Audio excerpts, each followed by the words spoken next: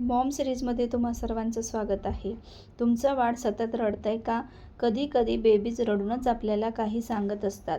बाळाला भूक लागली असेल तर ते रडू शकतं. डायपर वेट किंवा अनकम्फर्टेबल असेल तरी बेबी रडू शकतं. काही वेळा बेबीजला झोप येत असते पण ओव्हर टायर्ड झाल्यावरही ते रडतात. बाळाला खूप गरम किंवा खूप थंड वाटत असेल तरी ते अनकम्फर्टेबल होतात. काही बेबीजला फक्त आईची जवळीक हवी असते म्हणून ते सतत मांडी किंवा कडल मागतात. फीडिंगनंतर ढेकर न आल्यामुळेही बेबीज रडू शकतात. काही वेळा बेबीजला पोटात गॅस झाल्यामुळे त्रास होतो, त्यामुळे ते पाय हलवतात आणि रडतात. बाळाला खूप मोठा आवाज, जास्त लाईट किंवा जास्त लोकांमुळेही इरिटेशन होऊ शकते.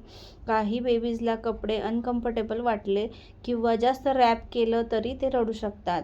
बाळाचं शरीर गरम वाटत असेल किंवा बेबी खूप शांत किंवा वीक वाटत असेल तर ताप चेक करा. जर बेबी सतत खूप रडत असेल किंवा फीवर, वॉमिटिंग, कमी फीडिंग अशी सिम्पटम्स असतील तर डॉक्टरचा सल्ला घ्या.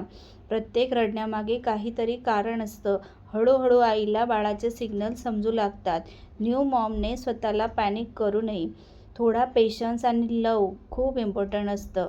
अजून असे युजफुल मॉम टिप्ससाठी मॉम सिरीज फॉलो करा. हा व्हिडिओ आवडला असेल तर चॅनलला सबस्क्राईब करा, लाईक करा, कमेंट करायला विसरू नका.